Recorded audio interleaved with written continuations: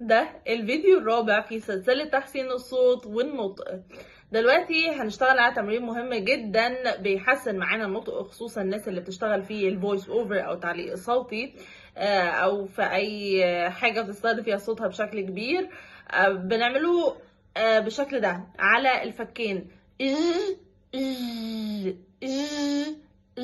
من قدام، من ورا، فيبقوا الاتنين مع بعض.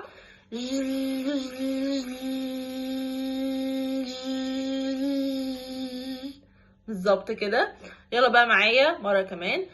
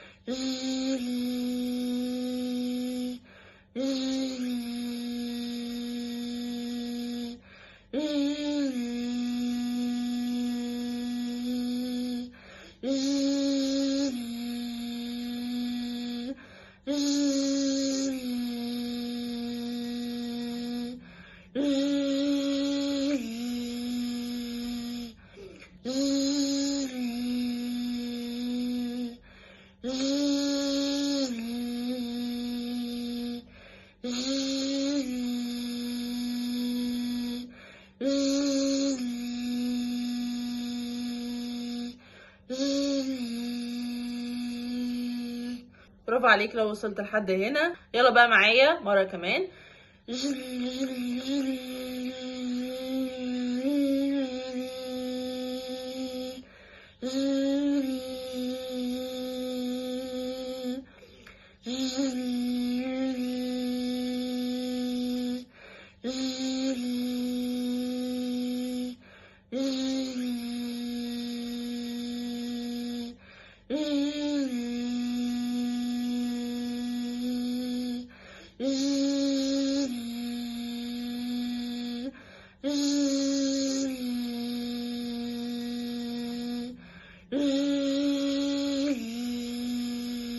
قولي في الكومنتات عرفت تعمل تمرين ولا لأ، وحاسس بفرق فعلا في صوتك وفي الأحبال الصوتية الخاصة بيك ولا لأ. ولو وصلت لحد هنا فشكرا جدا ليك، وما تنساش اللايك والشير. أنا كنت سعيدة، مدربة التعليق الصوتي. باي باي.